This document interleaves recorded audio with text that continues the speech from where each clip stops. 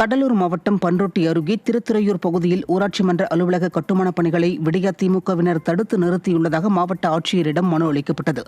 திருத்துறையூரில் அதிமுக முன்னாள் ஊராட்சி மன்ற தலைவர் ராஜா முயற்சியில் பல்வேறு மக்கள் திட்டப் பணிகள் செய்யப்பட்டுள்ள நிலையில் 29 லட்சம் ரூபாய் மதிப்பில் புதிய ஊராட்சி மன்ற அலுவலகம் கட்டுமானப் பணிகள் நடைபெற்று வருகின்றன.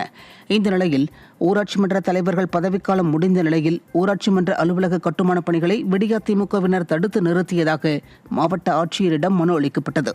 விடியா திமுகவினர் ஆளும் அதிகார திமிரில் அராஜக போக்குடன் செயல்படுவதாக மக்கள் குற்றம் சாட்டுகின்றனர்.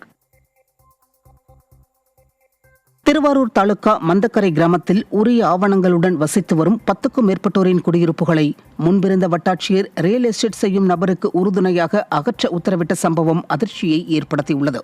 இதையடுத்து குடியிருப்புகளை அகற்றும் நடவடிக்கையை ரத்து செய்து வாழ்வாதாரத்தை பாதுகாத்து தருமாறு மாவட்ட ஆட்சியர் அலுவலகத்தில் கிராம மக்கள் மனு அளித்தனர்.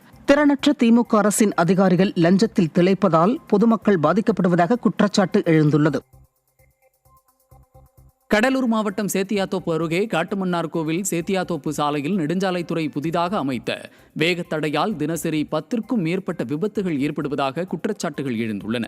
வேகத்தடை பற்றிய எந்தவித முன் அறிவிப்பு பலகைகளும் இல்லாததால் வாகன ஓட்டிகள் அதிரடியாக மோதி காயமடைகின்றனர்.